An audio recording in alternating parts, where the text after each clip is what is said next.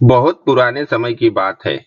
एक छोटे से गांव में विक्रम नाम का लड़का रहता था। वह बहुत ही मेहनती और ईमानदार था। वह कोई भी काम बहुत मेहनत और मन लगाकर करता था, लेकिन उसे हमेशा लगता था कि उसे मेहनत का फल कभी नहीं मिलता।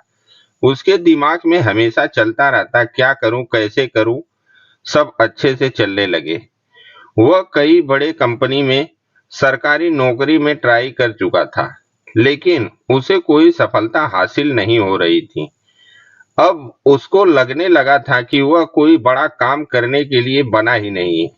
विक्रम बहुत निराश हो गया था। वह अपने घर जाता है, निराशा में सोचते सोचते बिस्तर पे लेट जाता है। उसे गहरी नींद आ जाती है। आधी रात में उसे महादेव का स्वप्न आता है, मानो भोलेनाथ खुद आए हों उसके सारे दुख मिटाने के लिए।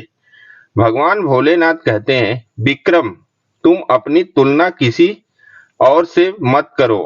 तुम अनमोल हो। तुम अपनी शक्ति को पहचानो। तुम यहाँ से देवगिरी पर्वत पे जाओ।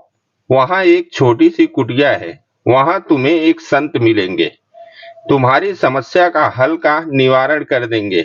इतना कहकर भोलेनाथ अंतर ध्यान हो जाते हैं और विक्रम की तुरंत नींद खुल जाती है। वह तुरंत बिस्तर पे से उठता है और देवगिरी पर्वत के लिए चल देता है। कुछ देर चलने के बाद वह देवगिरी पर्वत पे पहुंच जाता है। वहां जाकर भोलेनाथ के कहे अनुसार वह बूढ़े संत से मिलता है। बूढ़े संत से रोते हुए विक्रम ने अपनी सारी आप बीती सुनाता है। कहता है, हे महात्मा, मुझे लगता है कि मेरा जीवन व्यर्थ है। कोई मेरी कदर नहीं करता। कृपया हे महात्मा, मेरा मार्गदर्शन कीजिए। संत ने बहुत ध्यान से विक्रम की बात सुनी। महात्मा जी को लगा विक्रम बहुत कष्ट में है। उन्होंने अपनी पोटली उठाई और उसमें से एक चमकता सफेद कलर का पत्थर निकाला और विक्रम के हाथों में दिया। बोले, बेटा विक्रम, मैं तुम्हारे सब सवालों का जवाब दूंगा, लेकिन सबसे पहले तुम्हें मेरा एक छोटा सा काम करना पड़ेगा। विक्रम ने बोला, मैं जरूर करूंगा महात्मा, आप काम बताइए। महात्मा ने सफेद पत्थर विक्रम के हाथ में दिया और बोला, बेटा विक्रम, बाजार जाओ और वहां जाकर तुम्हें इस पत्थर की कीमत का पता लगाना है। लेकिन मेरी बात याद रखना, इस पत्थर की कीमत का पता लगाना है, इसे बेचना नहीं है। बस खाली कीमत पता करके वापिस आ जाना।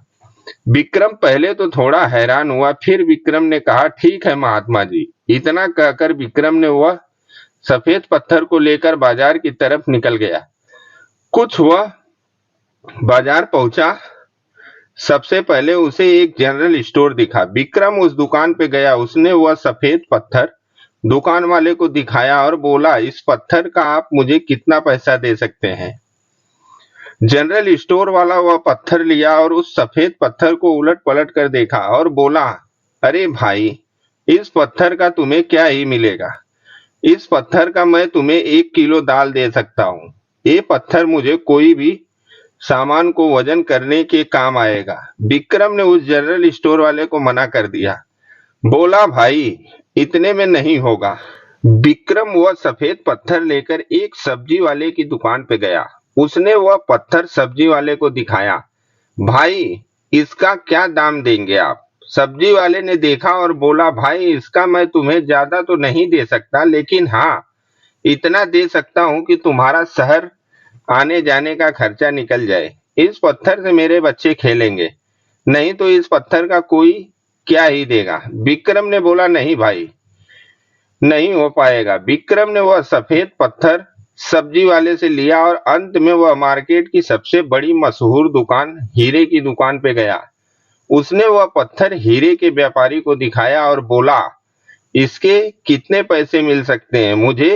हीरे के व्यापारी ने वह सफेद पत्थर लिया और एक लेंस से उसे चेक करने लगा। जब वह सफेद पत्थर को चेक कर रहा था, तब उस पत्थर पे लेंस की रोशनी पड़ते ही सफेद पत्थर से अद्भुत रोशनी निकलने लगी।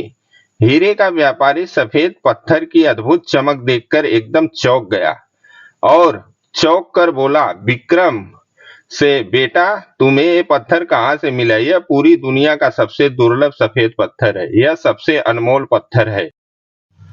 अगर मैं अपनी पूरी संपत्ति दुकान के साथ बेच दूं, तो भी मैं इस सफेद पत्थर की कीमत नहीं दे पाऊंगा। इसकी कीमत कई करोड़ में है। नहीं, यह अमूल्य है, जिसका कोई मोल नहीं चुका सकता। विक्रम यह सब देखकर और सुनकर सन्न रह गया। विक्रम ने वह सफेद पत्थर हीरे के व्यापारी से लिया और भागता हुआ संत के पास पहुंचा और बोला, महात्मा, मेरी कुछ समझ में नहीं आ रहा है कि जनरल स्टोर वाले ने इसकी कीमत 1 किलो दाल की लगाई, सब्जी वाले ने मुझे शहर आने जाने की खाली कीमत दे रहा था, और मार्केट की सबसे मशहूर हीरे की दुकान पे गया तो वहां हीरे के व्यापारी को दिखाया तो उसने बोला, यह सफेद पत्थर अमूल्य है, जिसका कोई मूल्य नहीं चुका सकता।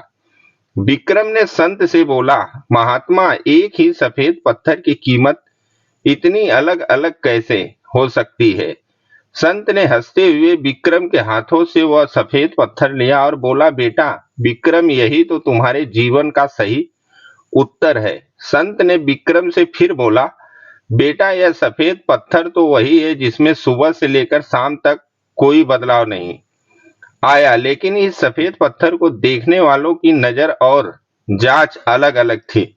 जनरल स्टोर वाले को परख नहीं तो वजन के काम के लिए इस्तेमाल करने के लिए बोला। सब्जी वाले के पास गए तो उसको यह सफेद पत्थर बच्चों को खेलने वाली सामान लगी, लेकिन एक हीरे के व्यापारी के पास ही इसकी असली परख थी, जिसने इसे अनमोल अमूल्यवान बताया। मित्रों, हमारा जीवन भी विक्रम के उस सफेद पत्थर जैसा है। आप भी अनमोल हैं, अमूल्यवान हैं। आपके अंदर भी वो सब करने की क्षमता छुपी है जो और बड़े बड़े लोग करते हैं और उनसे कई गुना बेहतर कर सकते हैं।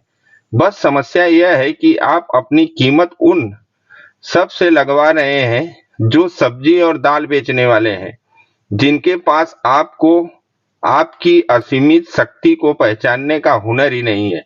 जब कोई आपको नकार देता है या कम समझता है, तो इसका मतलब ये नहीं हुआ कि आप बेकार हो या किसी काम के लिए नहीं हो। इसका मतलब ये है कि वो आपकी असली कीमत पहचानने वाले हीरे के व्यापारी नहीं है। याद रखना, भगवान भोलेनाथ कहते हैं कि अपनी तुलना किसी से मत करो, दूसरों की राय को अपनी हकीकत मत बनाओ, अपनी वैल्यू खुद बनाओ। याद रखना, तुम कोयला नहीं, हीरा हो, जिसे तराशने की जरूरत है। जिस दिन आपको अपना मुकाम हासिल हो जाएगा, उस दिन आपकी चमक देखकर दुनिया दंग रह जाएगी।